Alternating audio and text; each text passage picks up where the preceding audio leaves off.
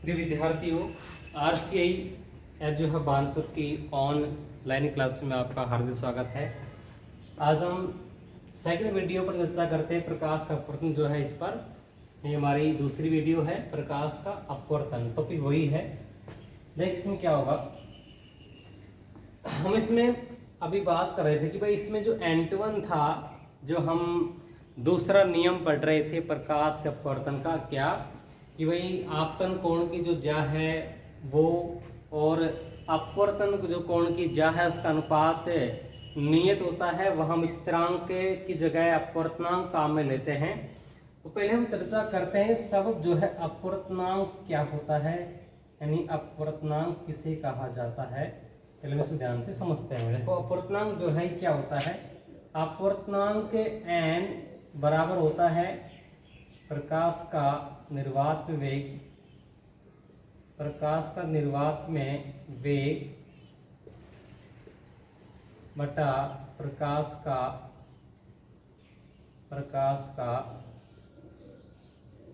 माध्यम में वेग। प्रकाश का निर्वात में वेग तथा प्रकाश का माध्यम वेग यानी C/V का जो अनुपात है, यानी n बराबर क्या होता है C/V।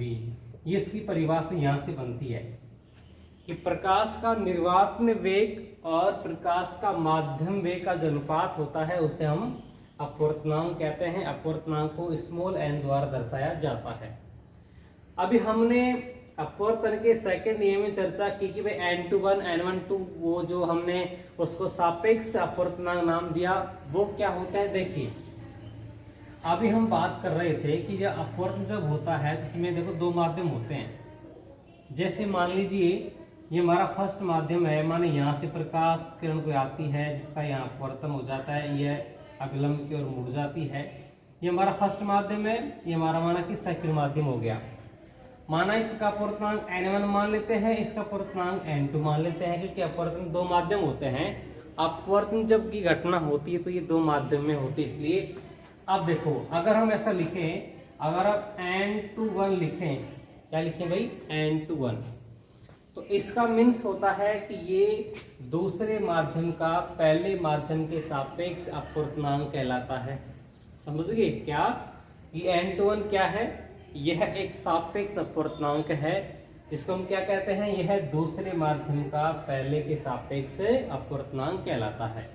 अगर हम इसको ऐसा लिख दें n12, ये भी क्या है, ये भी अपवर्तनांक है। इसको क्या बोलेंगे, ये पहले माध्यम का दूसरे माध्यम के सापेक्ष क्या है, अपवर्तनांक है।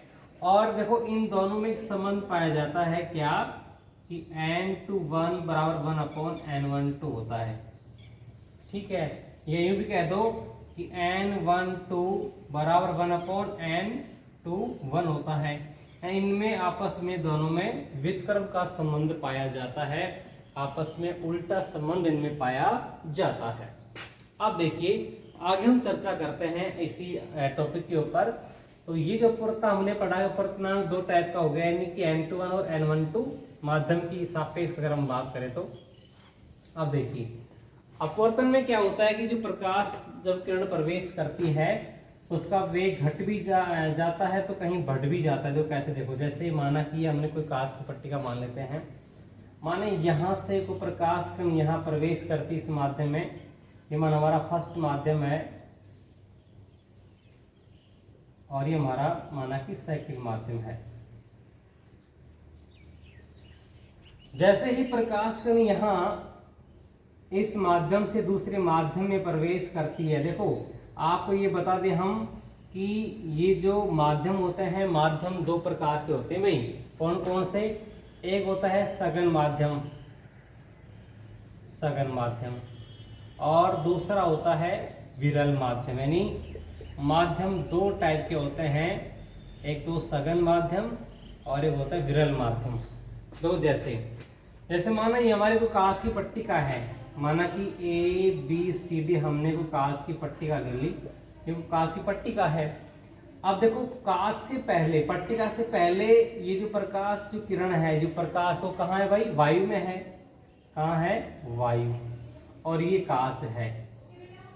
ठीक है, अब देखो, जब प्रकाश वायु से कांच में प्रवेश कर रहा है, इसका मतलब क्या है, तो वायु तो पतला है कांच से, अपन जानते हैं। अगर हम कांच की तुलना करें तो वायु पतला है कांच से, तो वायु की क्या हो गया, विरल माध्यम, और कांच क्या हो गया, सघन माध्यम। समझ गए। अगर हम पानी और वायु की तुलना करें तो पानी क्या हो गया, सघन माध्यम, और वायु क्या हो गया, विरल माध्यम। ऐसे क्या है कि जो माध्यम पतला होता है वो विरल माध्यम कहलाता है, जो थोड़ा सा गाढ़ा है नहीं, उसमें अणु पास पास में होते हैं, वो सघन माध्यम होता है, यूं मान लें। तो वायु से कांच में हमारे प्रकाश किरण प्रवेश कर रही है, और हमने यहाँ पे एक अभिलंब ले लिया यहाँ पे इस टाइप का। अब देखो, जैसे फिर वापस देखिए, ये कांच है, ये पूरी कांच की पट्टी का है, ये पुनः फिर प्रकाश किरण बाहर जा रही है, कांच से बाहर जा रही है।